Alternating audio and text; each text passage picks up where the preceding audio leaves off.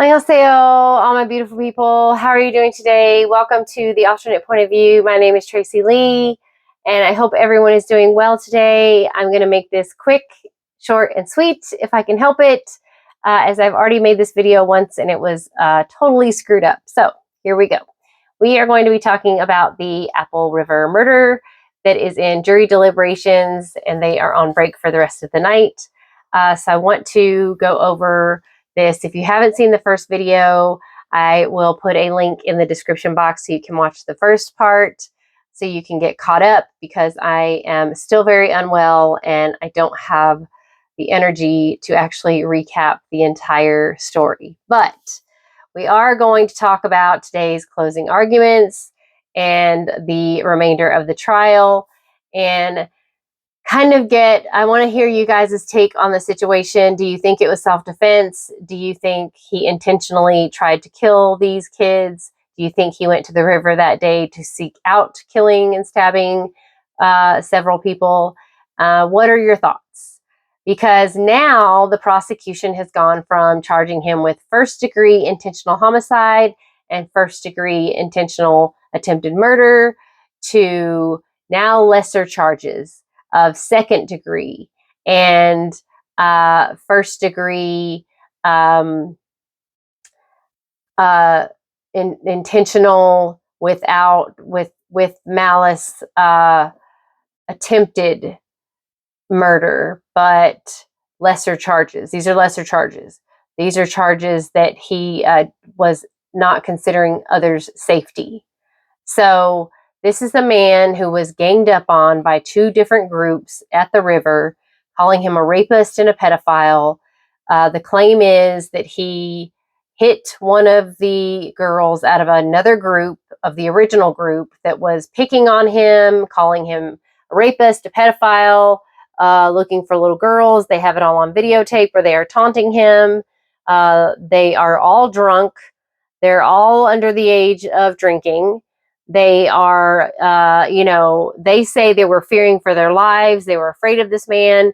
But clearly in the video, you can see that these kids are laughing, pointing their fingers, taunting him. The next thing you know, a couple of girls from the other group that doesn't even know these other guys come over, and they get in his personal space, his face, and they're yelling at him. One of the girls is telling him to get out, go away, and she pushes him.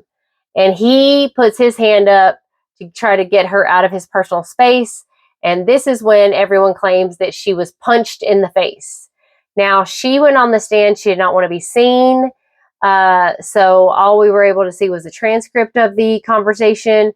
She claimed she was hit with his left hand, punched in the face on the left side of her face with his left hand.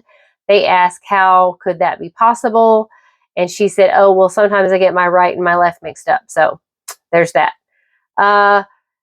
Also, everyone was highly intoxicated. Even he had been drinking. We don't know what anyone's blood alcohol level was, except for Isaac, the child that was actually killed in this incident, because he was at a 0.29 or 2.9. I don't know. It was very high level for a 17-year-old to be at. He only weighed 134 pounds. So it was a very high level. And it did not help him, I'm sure, in the not bleeding out and saving his life. So the other four victims were severely injured. One was could have nearly died as well, because he was basically disemboweled. The other girl was stabbed, cut pretty badly, but not to the point like AJ and Isaac. The other two boys were actually there to help Mr. Mew, not unbeknownst to him, of course, because they were part of the opposite group. Their father sent them over to help him because, in their words, he was getting the brakes beat off of him, and they were sent over to kind of assist and get the other kids away from him because he was being pushed into the water, shoved into the water, hit, punched, choked, and they went to help him. And when he went to defend himself, he didn't know who was doing the hitting, the punching, the kicking. But when he finally got himself up out of the water, he just started stabbing. So unfortunately, those two boys were injured as well. And he didn't know. He didn't know they were trying to help him. His group was way down the other end of the river, and they heard the commotion. They saw a few things, but they couldn't really make out what was happening. So the prosecution, in their closing arguments, made it sound like he was just being lightly tapped. That so they were close to his face. So what? And what this narrative of whole 13 against 1? What is the big deal? He could have left the situation. He had nowhere to go. Had he gone in the opposite direction, his group was down the river.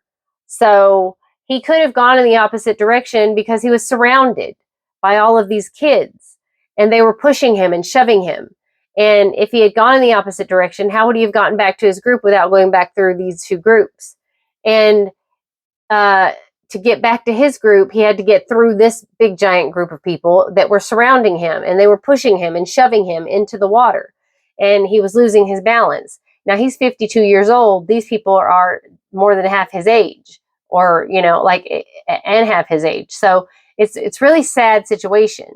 He didn't feel there was any other way he could get out of the situation. The prosecution's theory is that he could have just walked away, but he wasn't doing anything. He was literally looking for one of his friend's cell phones that he lost in the river. And he lost his snorkels. He did get close to the 6 teenage boys because he lost his snorkels right there around their tubes, and he was looking for his snorkels, and he couldn't find them. And when he bumped into their tubes, they freaked out and they were like, "Oh, what are you doing? What are you doing? What are you doing?" And then, they claimed he said he was looking for little girls. I don't think any rational person would say something like that to a bunch of kids. I'm looking for little girls, because the next thing you know, one of the kids, the main instigator who was doing the filming, was saying, "You're a rapist, you're a pedophile," and they sang it loud enough for everyone on the river to hear. And this man is just looking for his snorkels. He's feeling around the water looking for his snorkels. He's trying to find them. He can't find them. He goes up the river more, looking to see if they maybe went up that way. He can't find them. He comes back down, and the kids are out of their tubes at this point. They're taunting and pointing at him, calling him names, cursing him out, and they're just being just ugly, belligerent teenagers. And then the next thing you know, they get the other group involved because this kid is saying, "For the culture, for the culture." And I don't know what that means, but apparently it means for the greater good, for everybody to come together and get in on this action and beat this guy or do whatever, yell at him the same way they're yelling at him. And that's exactly what they do. And now there's strength in numbers. So now this guy is being overpowered by more than the 6 boys. Now they have 13 on 1. And now they're pushing him in the water. They're beating him. They're hitting him. They're choking him. And then he realizes he is way outnumbered, and he defends himself. What didn't do him any favors is that he lied in the interrogation room. He claimed that several of the other kids had knives, and he took one of their knives, and that's when he stabbed them. That did not help his story. I think that he just was very, very confused. Obviously, he had been drinking. Also, he probably didn't want to be responsible for someone's death. It could have been any number of reasons that he lied. He did also ask for an attorney. When will I get an attorney? The investigator said, "We can't get you one any earlier than Monday. This was the weekend." That was a lie. The investigator lied to him. They also didn't read him his rights when he was first placed under arrest, which is a big no-no. This is one of the reasons why I'm very shocked that this even went to trial in the first place, because he was not read his Miranda rights. And as she's even reading his Miranda rights in the investigation interrogation room, he asks, "When will I get a lawyer?" She kind of blasely skips over that and says, "Well, I'm reading you your rights now. So we're going to read all of these things. You're going to initial and sign. I'm going to sign. You're going to get a copy, and I'm going to get a copy." He goes, "Well, because at some point I'm going to want a lawyer. I'm going to need a lawyer." And she says, "Okay, well, when you're ready for that, you can ask for a lawyer, and we will take care of that for you. If you can't afford to get a lawyer, you can have one appointed to you." So she just kind of moves on along and keeps breezing through these Miranda rights like they're nothing, which is kind of a gray area, because you actually have to say, "I want a lawyer." You can take this paper and shove it, "I want a lawyer," and you don't have to say anything else. I'm not talking without a lawyer, but he was talking. So she took that to mean that he didn't really want a lawyer right then and there. So that was her kind of technicality way out. But again, he was placed under arrest at the scene and not read his Miranda rights at the scene. He was basically just told, you're going to see a detective at the station, but you're under arrest. That doesn't sound right. So the prosecution's closing arguments were that he was just lightly tapped. The girls were in his space, but they weren't that close to him. So what was the big deal? And what was these little 115-pound girls going to do to him? And why did he feel like he had to have a knife against this little 115-pound girl? So why were they a threat to him? Now, mind you, had he actually punched this Miranda girl or Madison girl in the face, she would have actually slipped and fallen in the water because there was slippery rocks. But she never dropped that truly, y'all. That truly stayed in her hand. So she claiming that she was punched in the face, she claimed she took a picture of her injuries. There were no pictures taken of her injuries. There were deleted files on her phone. They even took her mom's phone and extracted her mom's phone. No pictures were there. The cops didn't take pictures. They actually didn't do any further statements of any kind from these kids other than on the scene. So it's a little baffling, this investigation, how kind of weak it was, I guess you could say.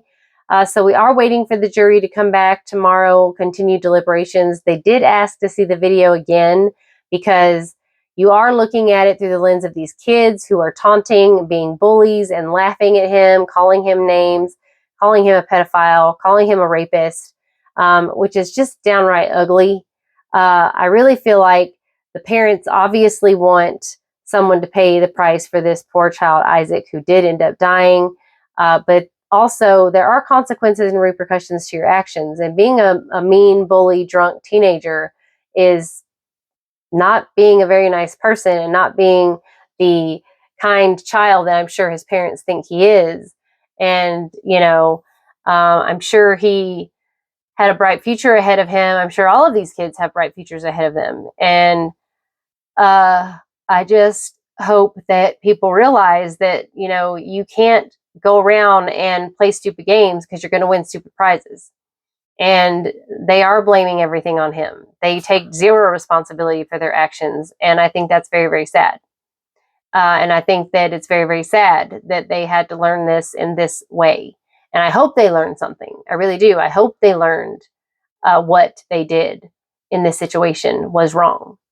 But I don't think they did. So you guys let me know how you would have felt being surrounded by 13 people. Would you have felt threatened? Would you have felt, especially if they were pushing you, shoving you into the water, holding you down in the water, slapping you, punching you, choking you?